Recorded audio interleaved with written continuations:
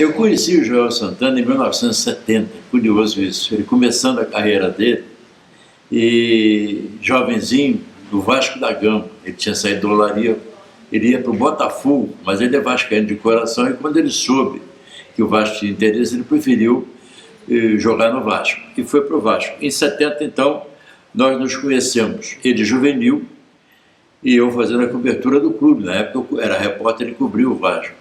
Imagina você que houve um fato emblemático para ele, para o vascaíno, e para mim, principalmente, que presenciei tudo isso, e dali surgiu a minha amizade com o Joel. Foi um jogo no dia 17 de outubro de 1970, torneio em São Paulo, Vasco e Santos. O zagueiro titular do Vasco era o Moacir, e não pôde jogar. E aí chamaram o menino da base, o Joel. E todo mundo achava que o Pelé ia triturar o Joel, ia passar por cima dele, o Santos ia dar de 5, 6, 7, 8.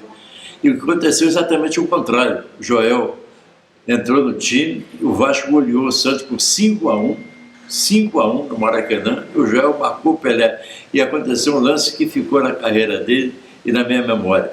Ele marcou o Pelé corretamente, não houve apenas um deslize lá, qualquer que o Pelé tenha conseguido entrar, mas no mais ele marcou bem. E no final, com 5-1, o que é que ele fez? Garoto, ele resolveu dar um chapéu no Pelé, e o Pelé travou a bola e disse: menino, ainda não é tua hora ainda de fazer isso com ele. E eu achei aquilo tão curioso e comecei a prestar mais atenção no Joel. E nos tornamos amigos. O Joel, além de ter sido um excelente jogador e hoje um excelente treinador, é uma figura humana maravilhosa, né? O Joel, onde ele chega, ele ilumina. Ele tem o poder de trazer alegria no entorno dele. Não é à toa que ele é Joel natalino, porque ele nasceu no dia de Natal. Então ele nasceu com essa bênção, né, de aglutinar, de chamar as pessoas e tal. Então eu fui técnico do Flamengo em 95, quando eu saí, quem assumiu foi ele em 96. E nós nos reencontramos em 98, uma nova crise interna do Flamengo e tal, o time não ia bem, e eu fui chamado para assumir a direção técnica. E a minha primeira missão seria exatamente o quê? Demitir o meu amigo Joel Santana.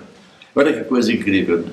E eu estava incomodado porque os resultados não eram bons mesmo, mas eu resolvi tentar pesquisar primeiro para saber por que não estava funcionando.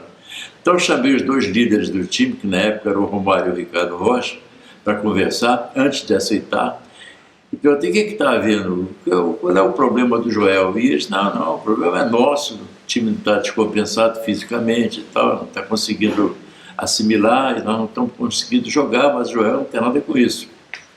Quando eu fui assinar o meu contrato, eu perguntei quais seriam as minhas limitações. E o presidente, na época, o Kleber, disse: não, mas você vai entrar, faça o que você quiser. Eu falei: então tá legal.